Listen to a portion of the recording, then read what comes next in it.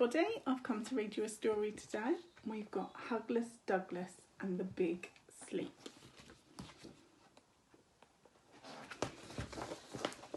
Douglas was packing all his things for Rabbit's sleepover. He had a lot of stuff, but there was plenty of room at Rabbit's. He packed his honeybee pyjamas, a toothbrush and a storybook. He was very excited.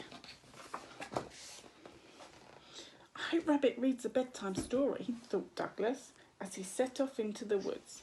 His bag was very heavy with all his things.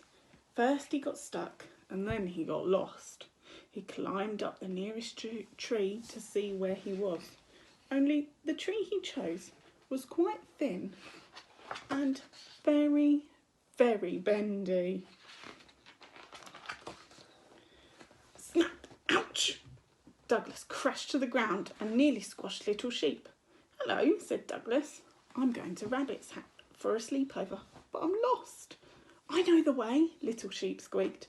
Douglas smiled. "Why don't you come along too? There's plenty of room at Rabbit's." Douglas scrambled out of the bush and brushed himself down. Funny, he thought. My bag feels even heavier now. At last they arrived at Rabbit's house. "Too-it-too, you won't fit," Owl hooted. "I only bought one, little friend," said Douglas, "and there's plenty of room at Rabbit's." "What about us?" cried the sheep. Eek. Rabbit was very happy to see everyone. "I love having sheep over for sleepovers," she laughed, and she waved them all into her house, one by one by one. "Your front door does look small," barred Little Sheep. "Nonsense," said Rabbit. "There's plenty of room." Poor Douglas.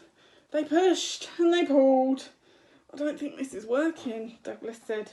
"Wait a minute," cried Rabbit, snapping her fingers. "I'll dig a bigger hole."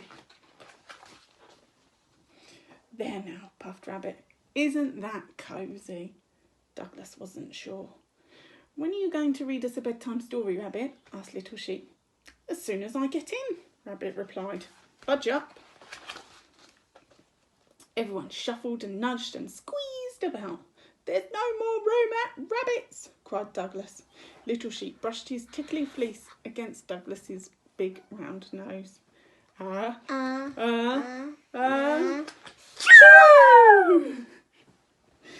Out popped the sheep.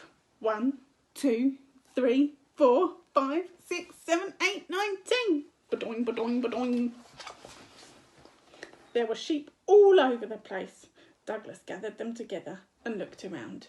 "There's plenty of room out here," he said. So Douglas and the sheep settled down and listened to Rabbit read a story. "Once upon a time," Rabbit began, "there was a big, big sleepover. And one by one, they all closed their eyes and fell asleep."